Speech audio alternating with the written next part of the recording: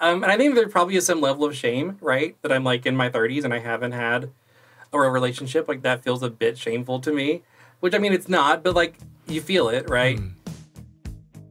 Hello, my name is Kay Anderson, and you are listening to Lost Spaces, the podcast that mourns the death of queer nightlife. Every episode, I talk to a different person about a venue from their past, the memories that they created there, and the people that they used to know. Okay, so what do you do when you live in a really small town that has no queer presence? Like nothing, zip, nada. Well, you go right ahead and you create that presence yourself. At least that is what you would do if you were this week's guest, Terry Bartley, who is the writer of the soon-to-be-released Tyranny of the Fae. Now, Terry comes from a tiny little town called Danville, which is in West Virginia, USA. And you might be asking yourself right now, well, how tiny is it exactly? Let me tell you, the population of this town is a measly 600 people. 600!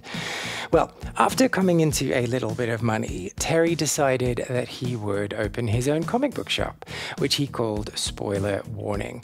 And whilst it wasn't exclusively queer, he went out of his way to make sure that the space was always inclusive, which even included hosting a pride event right there in that little town of Danville. We talk all about falling out of love with religion, realizing that maybe not everyone feels the way that you do, and what it feels like to be a role model in your community. Let's find out more.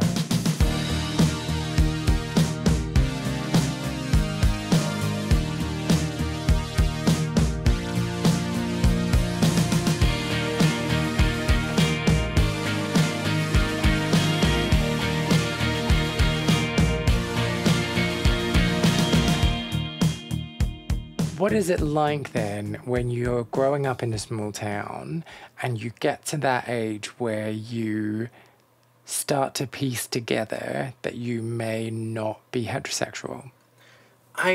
So that's when you, especially because I grew up going to church, right? Because my family was a small town church-going family. Okay. And whenever I was in like middle school, high school, I was pretty heavy in the church. And, you know, I'm bisexual. So the thing about being bisexual is you can tell yourself that it's a choice because for you, it kind of is. You know, you can choose to block off that side of attraction if you want to. Because I was still attracted to women. Can you? You can ignore it. You know what I mean? Like you can compartmentalize. But can you? I mean, now I don't think I can. Okay. But I think that when you're... But so that at that point in time, you were like, it's okay, I can just not think about this. Well, you know, that's the line that they use in church, right? Is it's a choice. So whenever for you it kind of is, then you're like, well, this must be how everyone feels.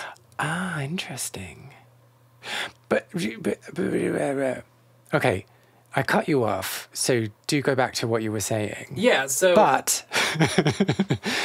Before that, are you saying that you were able to rationalize feelings that you were having for same-sex people?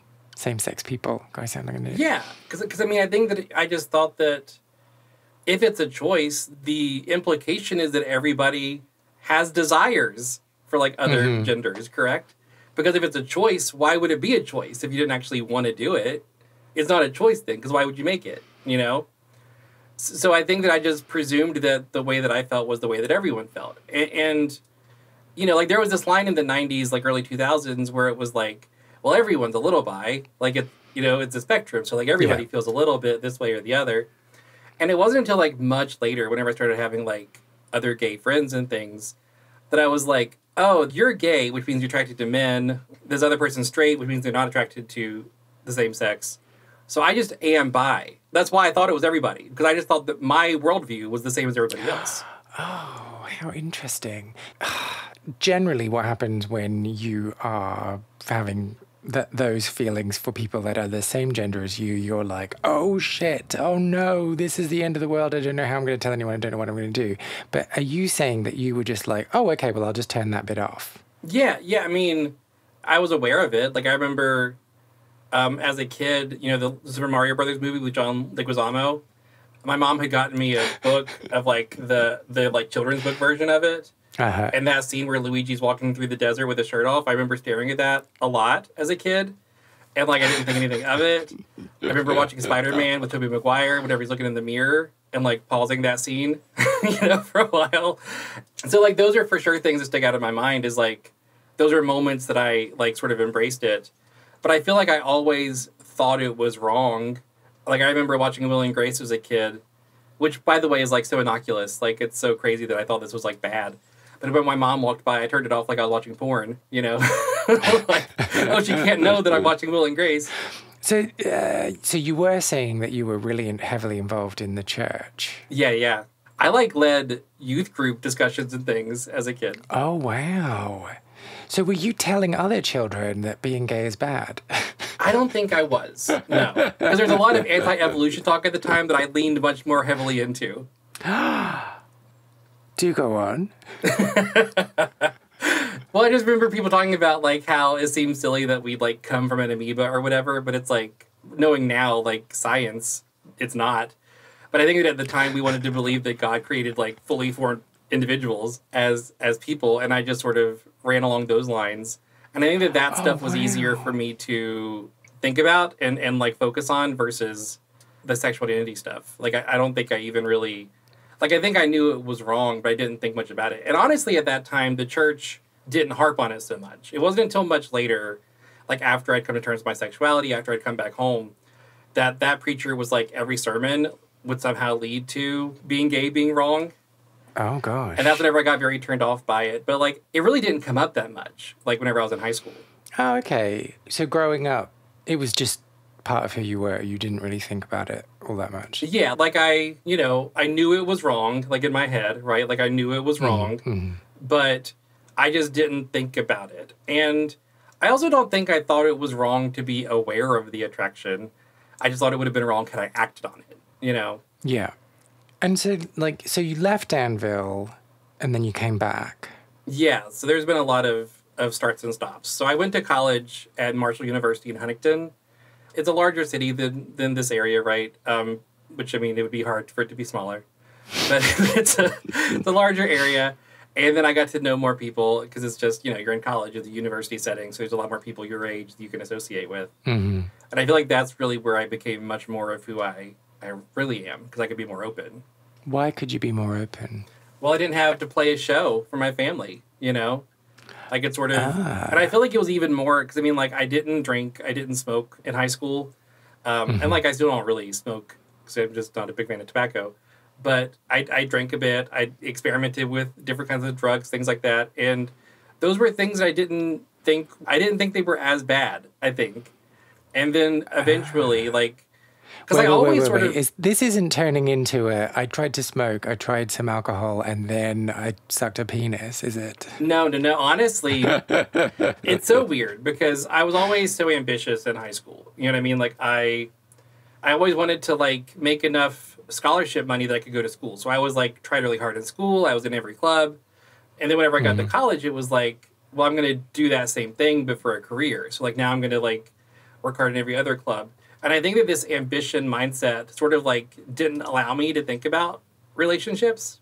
So I just didn't. And I think that that's kind of how I always sort of avoided having to, like, talk about it with my family, is like, well, if I'm not in a relationship, then I don't have to talk about it.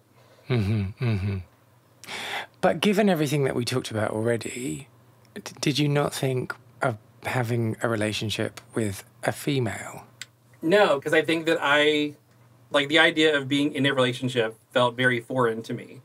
And I just didn't want to address it. And I mean, I always had really close friendships. And I always got a lot of my, like, emotional needs met through my friendships. So it just never really was a thing that I cared about. And like, now I sort of regret that I didn't do it earlier, But I think that back then I just thought it was normal to, like, just not pursue romantic relationships. But so then what changed for you in college? Because you said that when you started out, you were pursuing the same kind of interests and joining clubs. I mean, I think, honestly, I had a friend who came out to me maybe like 3 years into college. And, like, he knew nothing about himself being gay. Like, it was a thing that he, like, was aware of. But he, like, took a week. I didn't see him for a solid week because he was, like, coming to terms with it in his own head.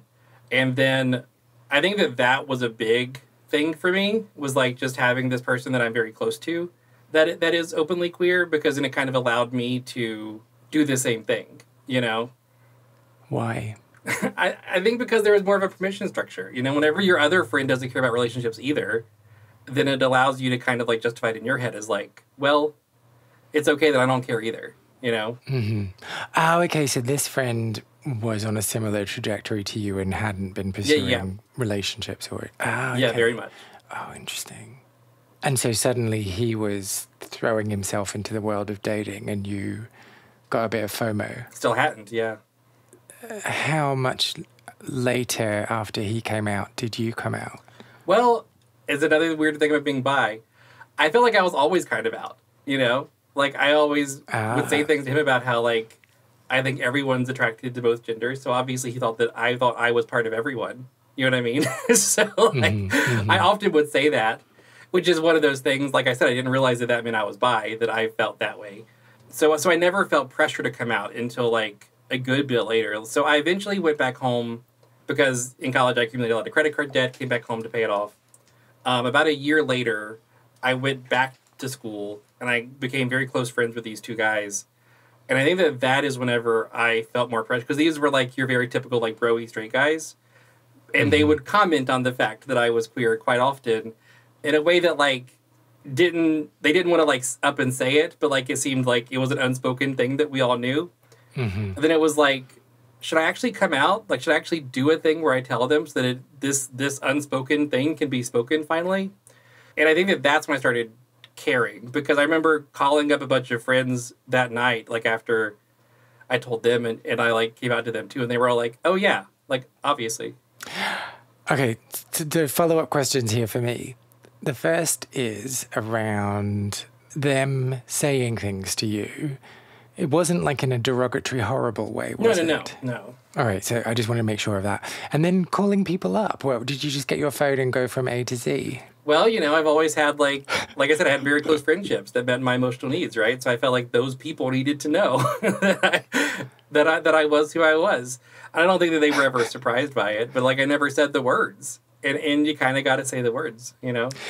And on a scale of 1 to 10, how disappointed were you that no one was surprised? I think it made sense to me that no one was surprised. Oh, okay. I have this conversation with lots of people, and some people are very firmly of the opinion that you should never say, oh yeah, I knew already, because that is like taking the wind out of someone's sails. But I don't think I have a problem with it. No, I don't think I ever had a problem with it. I mean, in a way, it was nice to know that they saw me, you know, more than I did. Yeah, that's a good point. And so do you remember how it felt after you'd done that and after you'd come out to those people? I always felt like I was straight passing, or I at least tried to be. You know, that's how I sort of tried to walk the world. I don't think that changed that much after that. Because honestly, it wasn't until the past, I don't know, like 2 or 3 years that I've been trying to explore, like, making my style a bit more queer and being more overt about it. I mean, I think the pandemic was a big part of it, because I started watching, like, Queer Eye on Netflix and, like, listening to, like, podcasts that had queer people talking about their stories and stuff. And I think that sort of, like, forcing myself to be more of that world made me feel like more of a part of it. These examples of what other queer people's lives are like. And I think that through doing that made me realize, like, I want to be more open about who I am, and not just in a, like, saying it, but I want people to look at me and be like, oh, that's a queer person, you know? Because, like I said, I'm a teacher full time, and I think that it's good for kids to see people older than them that are, you know? So that it's not weird for them. Also, I felt like I never really let myself explore style, because I felt like I had to always sort of put on this, like, professional front, you know? Yeah. And so having come out and having had those conversations with friends and vocalizing who you were you then like, oh, better go and become a practicing queer? No, because I had already done I'd already done a bit of sleeping around. Oh, you already that. were. Oh. Yeah. But did that open up the world to you? Well, when you live in a 600-person town, it's not very open. I don't know. Like, it's so hard to talk about. You know what I mean? Because I just never pursued it, and I think it's just I always made myself so busy doing other things, I didn't have time. And if I didn't have time, then it was okay. You know. I want to just pick up on the words that you've chosen here. You said you never pursued it. What is it? A romantic like an extended romantic relationship. Like, you know, I have had sex, right? Like, I have done that, but I've not had like a long-term relationship with really anybody. And so do you still feel like you're not prioritizing that? I mean, I think what it comes down to is whenever I lived here in high school, I always knew I was leaving. Like, I always felt like I wasn't going to stay here long. So why get in a relationship with somebody when you're not going to stick around? Then whenever I was in college, it didn't cross my mind for some reason. And then it's always been this idea of like, because, you know, like now that I'm writing and I have other pursuits, like I still don't plan on living here long term. But then I do feel like it's a missed opportunity because like I feel like it would be useful just to have experience with a long-term relationship. So whenever I do find that person, like I'm not have a learning curve with it. I do feel that, and I do worry about that kind of thing. But I think that now that I'm still here, I guess it's like a promise I made to myself to leave that I'd never kept. You know what I mean? But I still feel like that promise is there. And I think that part of me feels like there's something scary about should I fall in love with somebody, like actually be in a relationship, that would make me want to break that promise. You know, would make me want to stay here. And so are you... What it sounds like you're saying to me is that you're living for tomorrow. Yeah, very much. And I think I always have, which makes it hard to live for today, you know, when you're very used to living for tomorrow. What does tomorrow look like? I mean, I want to be in a larger city because I like the hustle and bustle. I like the feel. And then I want to be in a place where there's a larger queer community that is not a handful of high school kids that I teach. That would be nice. Because, I mean, part of it is, like, whenever I'm on the dating apps, which I know is, like, a cesspool, but, like, it's where we are, right? It's as a society. It's what we do. We are a cesspool, yeah. Yeah. Anytime I'm here in this area and I swipe on people and I never can make any real connections. Like, everybody feels like they have a different trajectory in life than, like, where I want to go. But anytime I'm, like, in a city for, like, a concert or to visit friends, whatever, then I'm, like, matching constantly. And this might be a narrative I told myself, if I'm being fully honest. But, like, it seems like the people that are attracted to me just aren't here, you know? And that I just need to be somewhere where there's a larger pool of people that are attracted to people like me. Yeah. It's really interesting, the stories we tell ourselves, isn't it? Yeah, and you wonder how much of it is like, a justification, how much of it is real. And I think that in this case, it's a bit of both, you know? Yeah, it's interesting. Yeah, we all tell ourselves interesting stories about our lovability and meeting people and connecting with people and what that's going to feel like and what that's going to mean to us. Yeah. And you know, just to sort of, like, I never talk about this stuff for the record. Like, I don't think that that's a surprise based on the conversation we're having.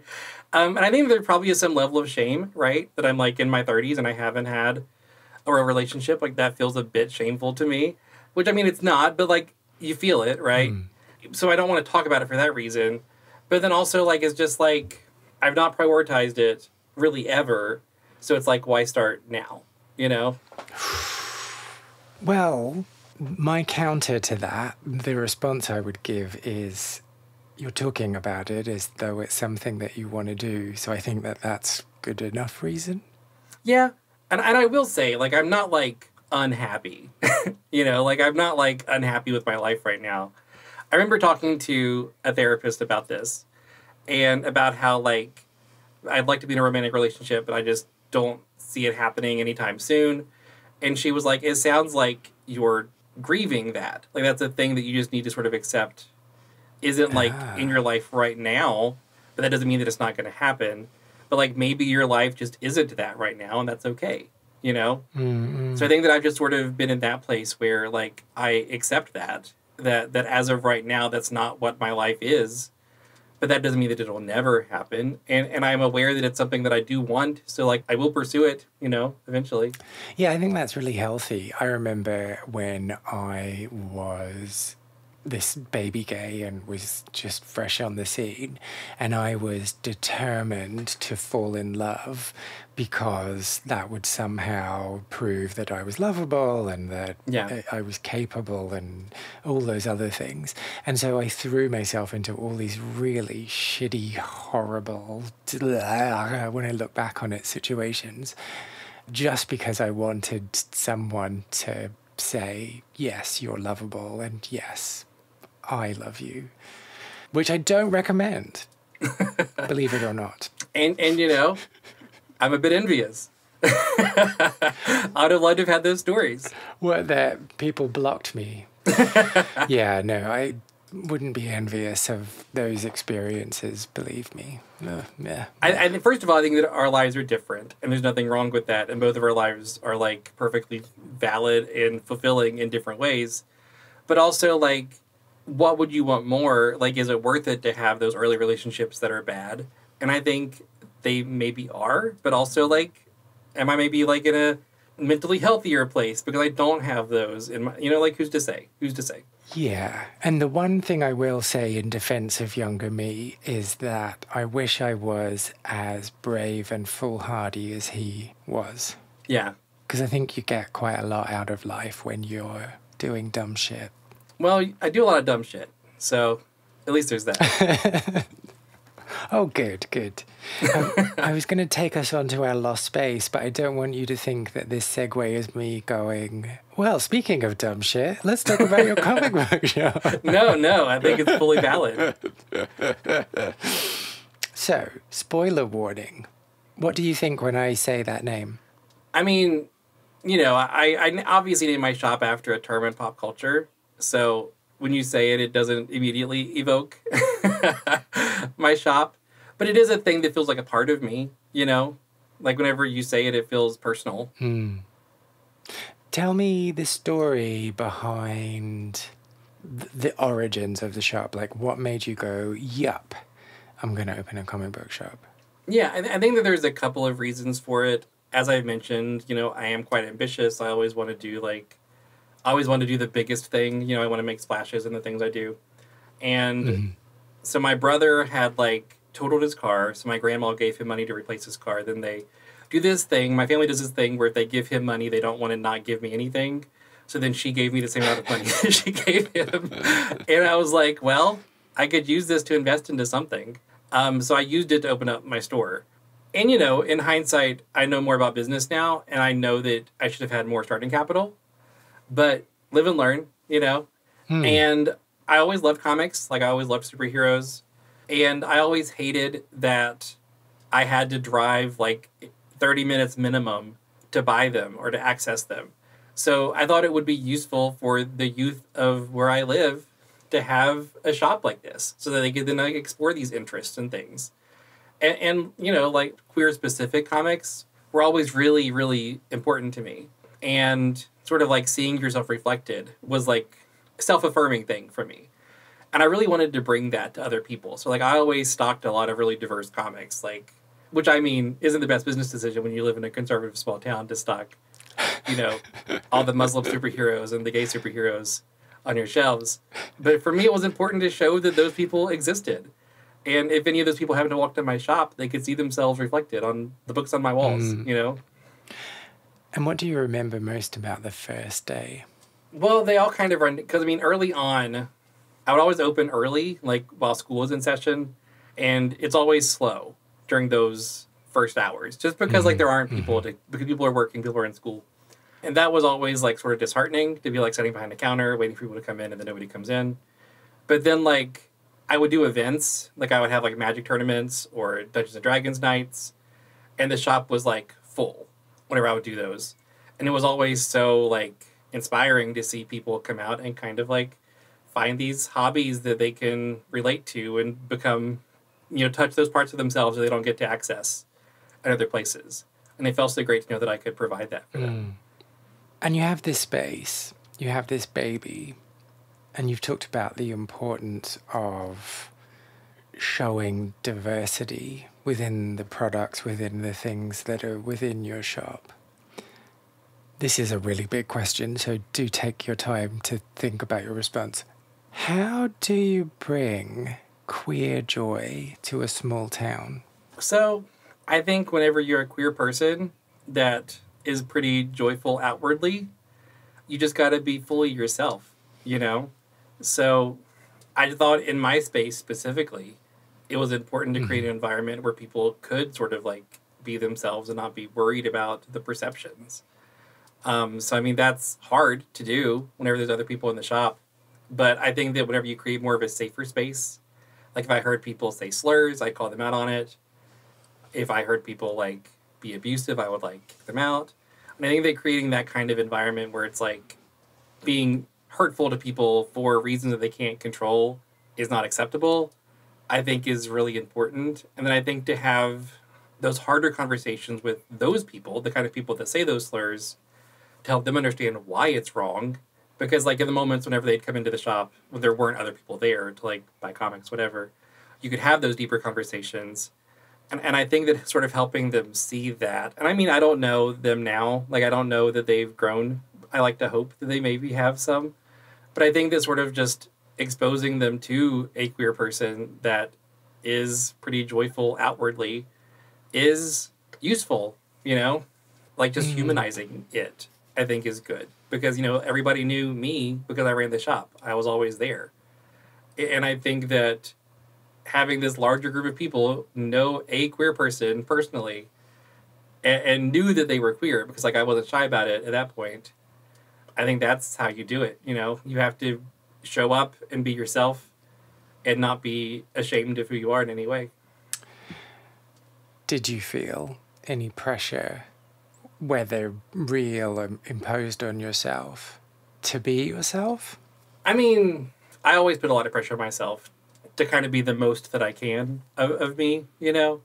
And I think part of that is sort of like to play a role in society, especially in the place I live, to sort of be that example, to be that like beacon of like queer joy and hope and ambition in the world. I think that that's very much pressure I put on myself constantly. But I don't think that the shop in particular was any added pressure. I think it was sort of just like I knew that I had to continue to do that. And I think that it was nice to have a platform, you know, like as a small business owner in a small town, like I got to feel like I was pretty prominent at that time. And I think that that felt nice to feel like the things I was doing had more of an impact.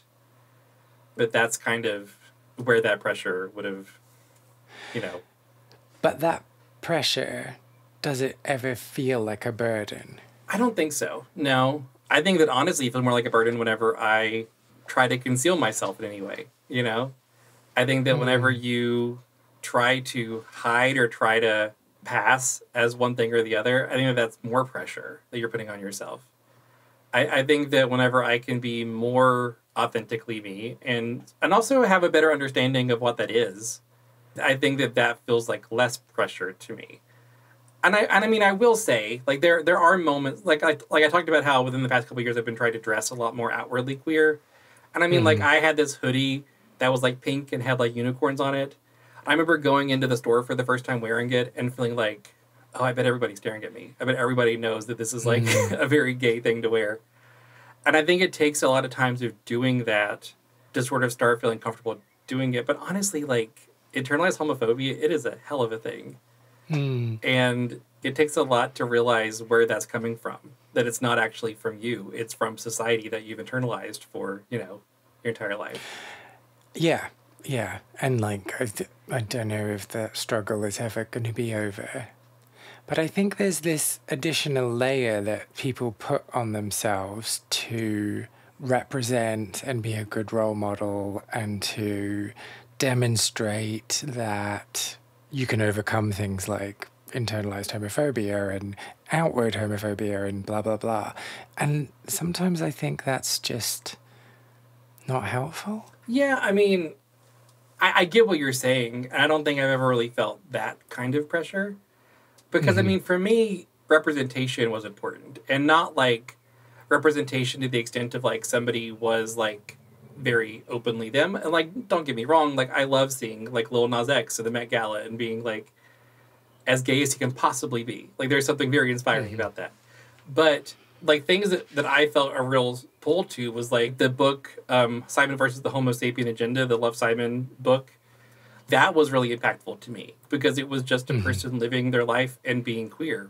And I think that that's kind of what I want to do. You know, like, that's what I want to be in the world, is just hopefully somebody can see themselves in me and feel like they're not so weird. So, like, I never felt like I had to, like, put on anything. Like, I never felt that pressure. I just felt like I needed to be accountable for who I am, you know, and just continue to do that. Yeah, and I guess the main issue I have with it, and sorry if this sounds like I'm coming for you, this is like a broader thing, this is not about you, is that it encourages people to downplay their flaws or to push them to one side because they're too busy with demonstrating this veneer or having this veneer that they're showing the world about how they have made it work or that they are a positive role model or blah, blah, blah. And I think that can backfire. Yeah, that's really interesting to hear you say that because I don't look at it that way. So I talked a lot about ADHD already. I was diagnosed maybe like 5 years ago. So, like, I was fully an adult by the time I got diagnosed. And it helped me make sense of a lot of things. Like, I understand why I do things now. I understand how my brain works, which is very useful when you don't understand how it works for most of your life. So I don't downplay my flaws. Like, I'm very open about my flaws because I think that if I try to hide them, then that's another part of myself that I'm denying, first of all, because, like, I don't think that, like, ADHD is obviously a struggle sometimes, but it is also part of who I am. And I don't want to, like, deny that part of myself. Like, it is very fully who I am. I try to embrace that as well. So I think that acknowledging that, but then also I think whenever you make a mistake, like, owning up to it and just sort of, like, acknowledging that it happened and that you understand that it was a thing you did, that you screwed up.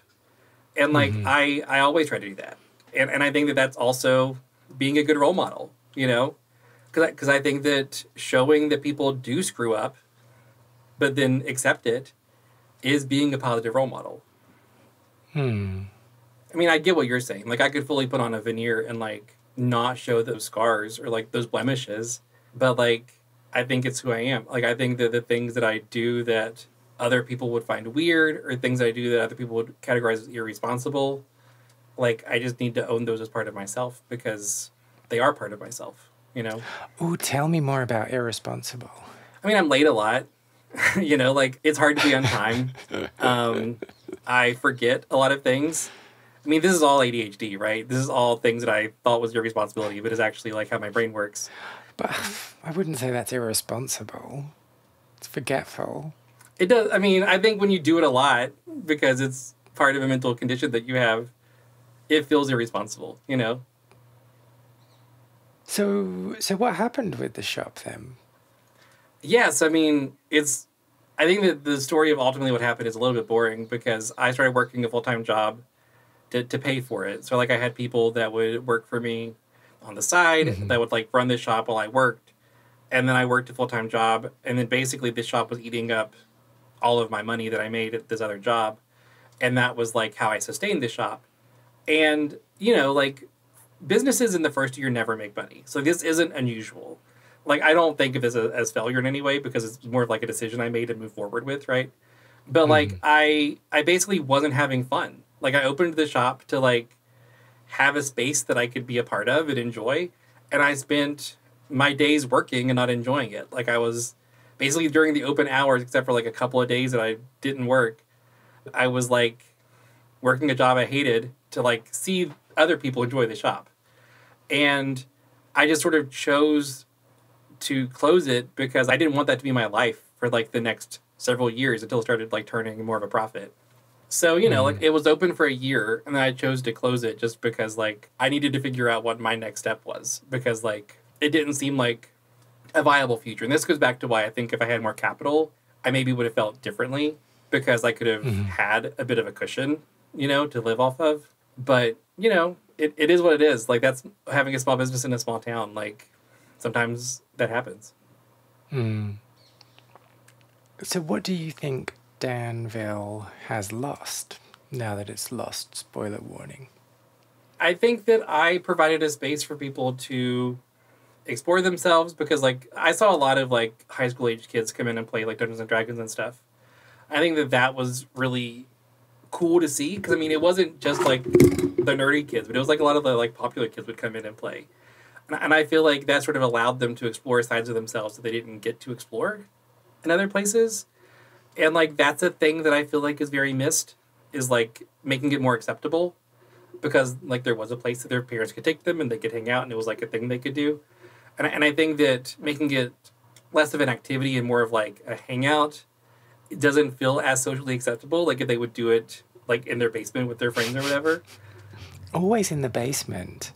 Yeah. Always in the basement. Why is that? But I think that losing that, like, credibility of like it just being an established thing you could do, like a place to hang out, I think is something that you lose. And I think that anytime a small town loses, in the community organizing world, we call this thing called a third space, which is like a coffee shop or like a bar or like a restaurant where people can like go and hang out and like talk about things that isn't home and isn't work, And I think that anytime you lose those third spaces, it really, really impacts an area negatively because people don't have places to have conversations that matter about their life and about the world that they would feel uncomfortable having in their home.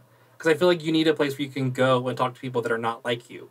And I think that losing that, like losing that place where diverse people came together and did an activity, I think that is a serious loss. And I mean, this might be part of why, this is maybe getting a little too deep, but this might be part of why like a lot of young white boys are getting pulled into these like more culty, like radicalized things because they don't have these spaces that they can go and express like their interests. They don't have these places where they can kind of build friendships and relationships. So they're finding them online, which turns out to be kind of like harmful whenever you're being targeted. Exploitative. Yeah. And I think that it is something that we're losing as a society, and I don't know what's going to replace it. How do we get that back? Yeah, I mean, I think it's a good question. Because, I mean, like, we do have a lot of online environments, right? But I feel like that's only made us more tribal to some extent, Yeah. Like I have a lot of friends on, like, Discords and things that I've joined. But those are people that are, like, hyper-specifically share interests to me, So I do think it is harder to sort of find those people that are very different. I think is something that we lose, especially in small towns, especially whenever the economy is struggling, because people don't want to take a risk to open those spaces because it is, I mean, it is a risk, right? Like that money my grandma gave me is gone now. Like it's gone and I can't get it back. And like, I don't look at it as a loss because I had a really eventful year and I appreciate the experiences I had that year. I appreciate the experience of being a business owner for a year. But I mean, it is a risk. And I think it's hard to sort of like build those environments. And I think it's especially hard to build those environments for people that are marginalized. Because whenever you live in a small community, when there's like maybe 5 of you, like, what do you do? Yeah. And you might not even like each other. Yeah. That's the problem, right? That's why I can't find people that I think are attracted to me. Because there's like 3 of them. And if I don't like those 3 people, then... Do you have any memories of spoiler warning? Or maybe a queer utopia from your own small town that you want to share? Well, if you do, why not get in touch? I want to create the biggest online record of people's memories and stories of queer spaces, but I need your help.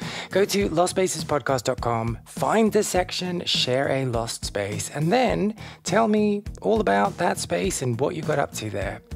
You can also reach out to me on Facebook, Instagram, and Twitter, where my handle is Lost Spaces Pod across all three. Find out more about Terry by visiting his website, terrybartley.writer.com, or give him a little follow on TikTok, where he is at Terrlet, Terrlet, or why not pre-order his new book, Tyranny of the Fae? Or final thing that maybe you should do is listen to his podcast, which is called Most Writers Are Fans, and is all about the intersection between writing and fandom. If you enjoyed this episode, I would really appreciate if you took the time to subscribe, leave a review on your podcast platform, or just tell other people who you think might be interested in giving it a wee listen too. My name's Kay Anderson, and you have been listening to Lost Spaces.